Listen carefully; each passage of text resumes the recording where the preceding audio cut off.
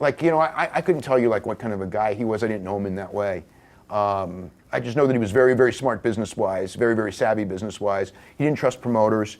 But I learned from him, because I was always kind of like, you know, learning the business and believing people, and he would be kind of like, okay, that's bullshit. That's bullshit, that's bullshit. It was great to have someone like that who would just, like, you know, if I would say something like this, Larry Matisic and him would just go, okay, they're saying that, but this is what it really is. And then they had so much experience in the business that they understood that. So it was like that, yeah. So he was one of the people that helped you?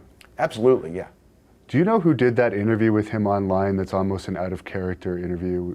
Was that... In St. Louis, yeah, where he's talking about drugs? I don't know, but I remember the interview, yeah. It seems to be like one of the first shoot interviews with... Yeah, in a lot of ways, yeah. It's very interesting. And what do you think of the whole situation with his death, with Jose Gonzalez? It's horrible, horrible, horrible. And the fact that Jose, you know, worked in the business for what, 30 more years, 28 years, 25 more years, and became, you know...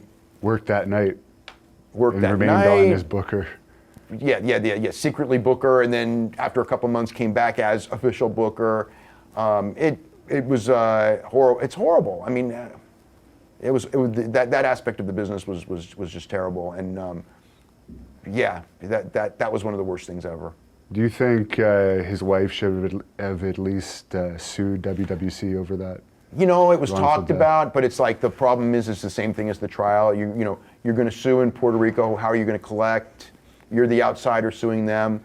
I mean, it's easy for me to say, especially now when you look back on it, that, you know, absolutely, but is it worth spending that money when they would probably declare bankruptcy rather than pay anyway? Because they'd done that before.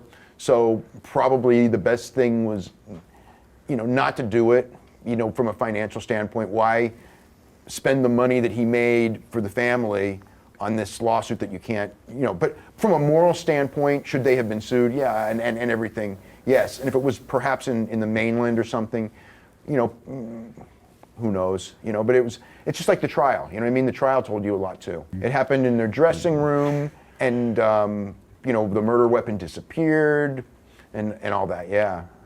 Yeah, the thing that bothers me the most about it is, as he's bleeding to death, there are people just lacing up their boots, going over their matches as this is happening, because I understand that he was lying there for at least 45 minutes. Yeah, because the ambulance didn't come quick enough, and there's the thought that if the ambulance had come quicker, perhaps, you know, but he was stabbed in bad places.